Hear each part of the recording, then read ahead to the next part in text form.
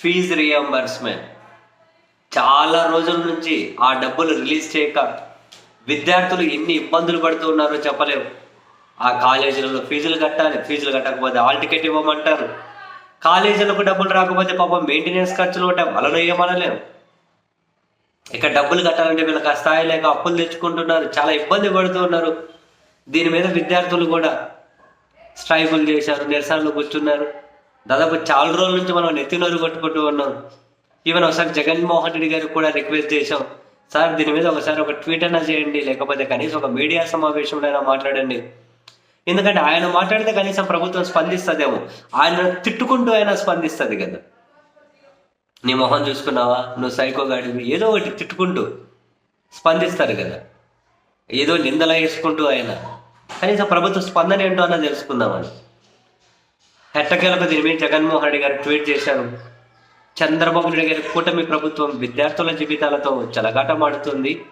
3 త్రైమాసికాలుగా fee reimbursement డబ్బులను పిల్లల చదువులకు చెల్లించకపోవడంతో చదువులు మానుకోవాల్సిన పరిస్థితులు వచ్చాయి. చంద్రబాబు గారు వారిపై కక్ష కట్టినట్టు వ్యవహరిస్తున్నారు.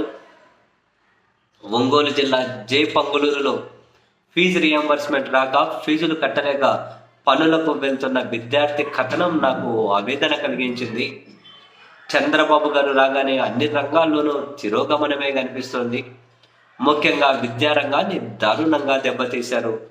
అమ్మఒడిని, ఇంగ్లీష్ మీడియంను 3వ తరగతి నుంచి టోఫెల్, 3వ తరగతి నుంచే సబ్జెక్టు టీచర్లు, సిబిఎస్ఈ నుంచి ఐబీ దాకా ప్రయాణం, 8వ తరగతి పిల్లలకు ట్యాబులు, బైజూస్ కంటే నాడు నేడు ఇలా అన్నింటినీ రద్దు చేసి బకెట్ నుంచి 12వ తరగతి విద్యార్థులను, వారి తల్లులను దెబ్బతీశారు.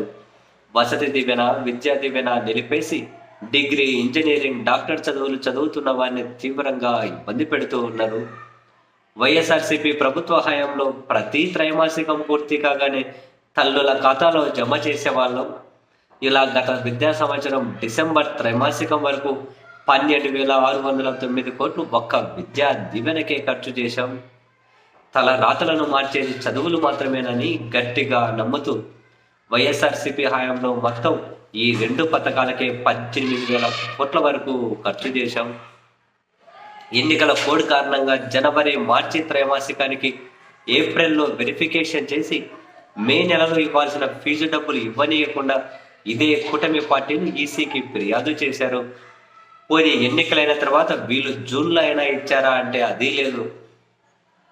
అప్పటి నుంచి ఒక్క పైసా కూడా చెల్లించడం లేదు.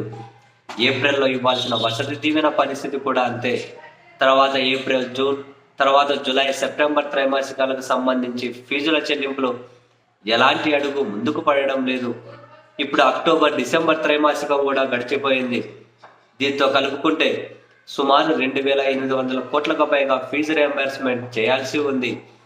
మరో 1,100 కోట్లు లాడ్జింగ్, బోర్డింగ్ ఖర్చుల కింద వసతి దీవెన బకాయిలు కూడా ఉన్నాయి.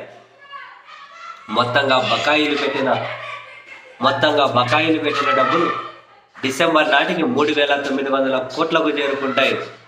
కానీ ఈ ప్రభుత్వం తీరు చూస్తే మాటలేమో కోటలు దాటుతూ ఉన్నాయి, కాళ్ళేమో గడప కూడా దాటడం లేదు. ఫీజులు కట్టకపోతే కాలేజీలకు రానివ్వడం లేదు. చదువులు పూర్తి చేసిన వారికి బకాయిలు కడితే కానీ సర్టిఫికెట్లు ఇవ్వడం లేదు. ఇలా 11 లక్షల విద్యార్థులు ఇబ్బందులు పడుతూనే ఉన్నారు. చేసేది లేక తల్లిదండ్రులు అప్పులు చేయడము, వాటిని తీర్చలేక ఆస్తులు అమ్మడమో చేయాల్సి వస్తుంది. ఏది దారి లేని వారు తమ పిల్లలను పనులకు తీసుకెళ్తున్నారు. చదువులకు నిలయమైన ఏపీలో దౌర్భాగ్యకర పరిస్థితులు ఇవి. ప్రభుత్వం వచ్చాక ఇసుక స్కామ్, లిక్కర్ స్కామ్, పేకాట క్లబ్బులు, మాఫియా సామ్రాజ్యాలు, ప్రైవేటీకరణ ముసుగులో స్కాములు చేస్తూ మెడికల్ కాలేజీలు, ప్రభుత్వ పోర్టులను దోచిపెట్టి స్కాములు తప్ప పిల్లల చదువుల మీద శ్రద్ధే లేకుండా పోయింది. వెంటనే అమ్మకు వందనం, ఫీజు రియంబర్స్మెంట్ సహా వసతి దీవెన డబ్బులు విడుదల చేయాలని గట్టిగా డిమాండ్ చేస్తూ ఉన్నాం. పిల్లల చదువులను దెబ్బతీసే చంద్రబాబు గారి లక్ష్యాన్ని తీవ్రంగా ఖండిస్తున్నామని మళ్ళీ ఆయన ట్వీట్ చేశారుగా. మళ్ళీ వాళ్ళు తిడతారుగా, నువ్వు ఎప్పుడు ఇచ్చావు, ఇచ్చిపోయావా, పెండింగ్లో పెట్టిపోయావు, రకరకాలుగా. అందుకని మొత్తం వివరాలతో కూడా ఎప్పుడు ఎంతెంత ఇచ్చారని మొత్తం వివరాలతో కూడా ఒక షీట్ కానీ పెట్టారు మొత్తం వివరాలతో. ఎప్పుడెప్పుడు ఇచ్చారు ఏంటి అని. 28/4/2020 4,208 కోట్లు, 19/4/2021, 29/7/2021, 30/11/2021, 16/3/2022, 5/5/2022, 11/8/2022, 30/11/2022, 18/3/2023, 24/5/2023, 28/8/2023, 29/12/2023, 1/3/2024, 28/12/2022, ఈ విధంగా వరుసగా 12,609 కోట్లు రిలీజ్ చేశాము అని వీళ్ళు మళ్ళీ తిడతారు కదా, నీ మొహానికి ఎప్పుడైనా ఇచ్చావా, అది చేస్తావు, ఇది ఏదో ఒకటి తిడతారు కదా. మొత్తం డేట్లు, ఎంతమంది బెనిఫిషియరీస్ ఉన్నారు, ఎంత రిలీజ్ చేశాం, అన్ని వివరాలతో సహా ట్వీట్ చేశారు. మొత్తమే జగన్మోహన్ రెడ్డి గారు ఇప్పటికైనా ఫీజు రియంబర్స్మెంట్ మీద మాట్లాడినందుకు ధన్యవాదాలు సార్.